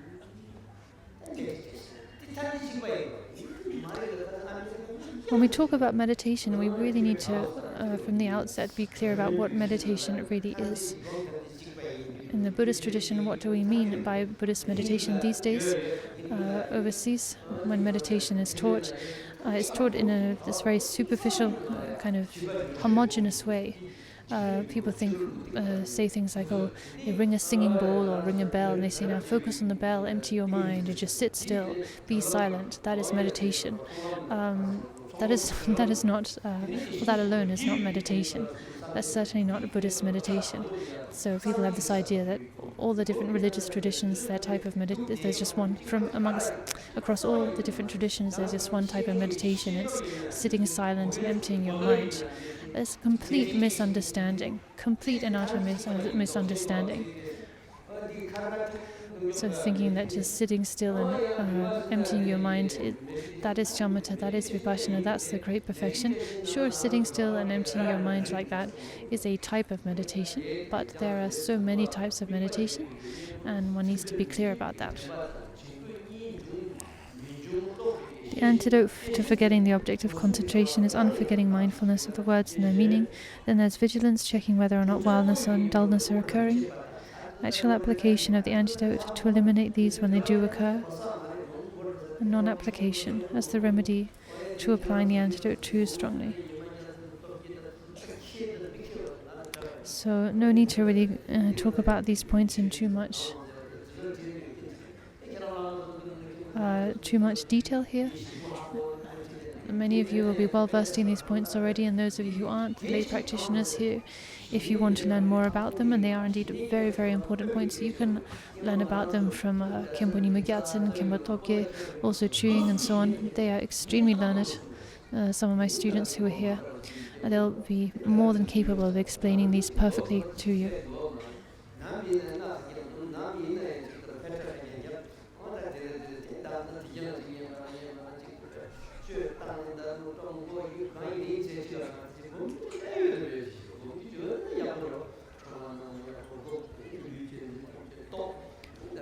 When we talk about meditation, training in meditation, these points we're talking about, the 8 applications and 5 faults, are crucial to meditation. Otherwise, to just engage in, just learn a ritual practice like Truma. Of course, that's a really sacred practice, but to just engage in that ritual practice, learn how to play the Dhamma, ring the bell, chant the liturgy, and so on. Well, even if you then become proficient in chanting the ritual and playing the instruments, who knows if what you're doing is really functioning as meditation. Hopefully it is. Hopefully it's you're able to make use of that, practice meditation during the ritual, but all of this is just to say is that it's important that we actually learn about meditation and apply ourselves to training in it properly, that we be informed and practice in an informed way. So having got this clear meaning being clear about these vital points, sit on a comfortable seat. So a seat that's neither too soft nor too hard, soft and level. As the essential point for the body, sit in the 7-point posture of Vairocana.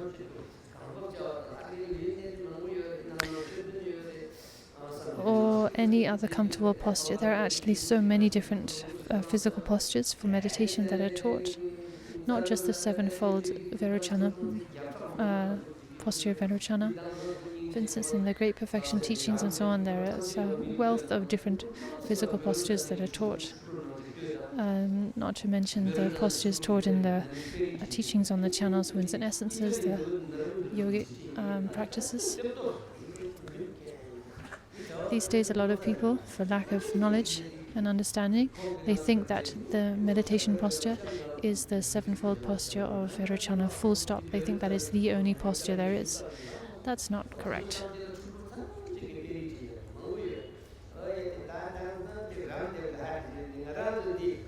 And when it comes to the practice of yogas, training in the channels, winds and essences, we have such a rich tradition of that.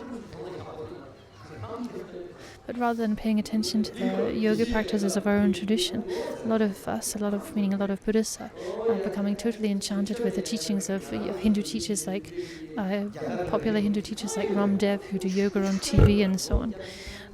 Unaware of the wealth that we have in our own hands, our own tradition, people go looking for it elsewhere.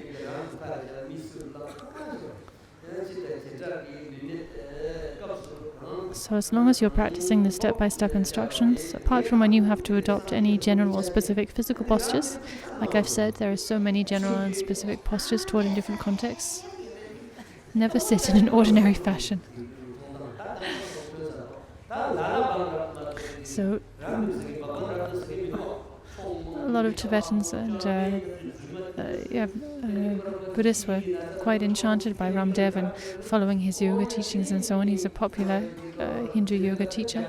I think Rinpoche is saying I was always a bit doubtful about this Ramdev And finally, after many years, he's been exposed as a fraud, as being corrupt and a fraud.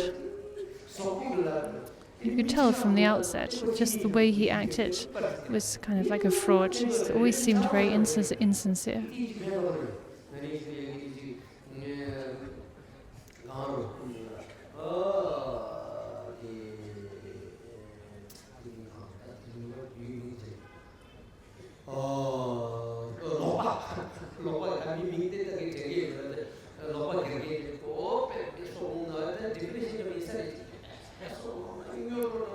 There was someone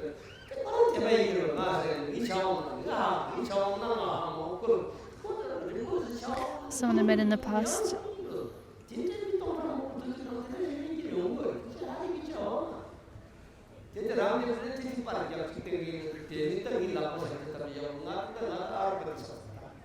Okay, so there are a few instances, it seems, of a few people receiving some so-called blessing or having some interaction with Ramdev and recovering from a long-term illness or the like, and then sharing their story, experience, and everyone kind of going wild for Ramdev and regarding him as being some kind of saint or a great being, you know. But of course, when you have so many followers, it's possible and likely that a few of them are going to have like a special experience, but who knows if it's anything to do with the teacher or not. And then she was saying, you know, like in recent years, there was someone I met who came to see me. They were suffering from depression, or in Tibetan we say soklung, and they asked me for a blessing. I gave them a blessing without thinking much of it. And then apparently after receiving my blessing, they completely recovered from their chronic depression. And then were sort of extolling my virtues and power of my blessings and so on. But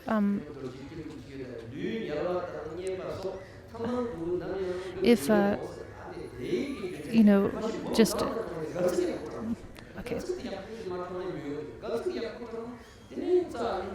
The point is, just one or two special things happening in the presence of someone doesn't, I think Rinpoche is saying, doesn't necessarily, mean much. Maybe everyone's exaggerating Ramdev's qualities. I think in short, that's what Rinpoche is saying. So back to the text about posture. The reason for this is that the body is like a city, the channels are like the streets in it, the subtle energy in them is like a horse, and the consciousness is like a crippled rider. This is why, because of the connection between the body and mind, physical posture is important. If movement's bound, the street junctions are blocked, and it's impossible for the rider and the horse trapped inside to move. Like if a gate is shut, you cannot get out. Your thoughts, the movement of your thoughts will be impeded, and so on and so forth. If the right conditions are arranged in the body, realization will take birth in the mind. So this is just like the line of instruction I quoted before. If the auspicious conditions are aligned, realization will automatically take birth. My teachers used to quote this line again and again. For any result to come about, for any event to come about, a collection of causes and conditions need to come together, right? To get a spark of fire, you need not just a striking stone, fuel, a flint, and fuel, but you also need to strike the flints together, right? In this traditional way of making fire.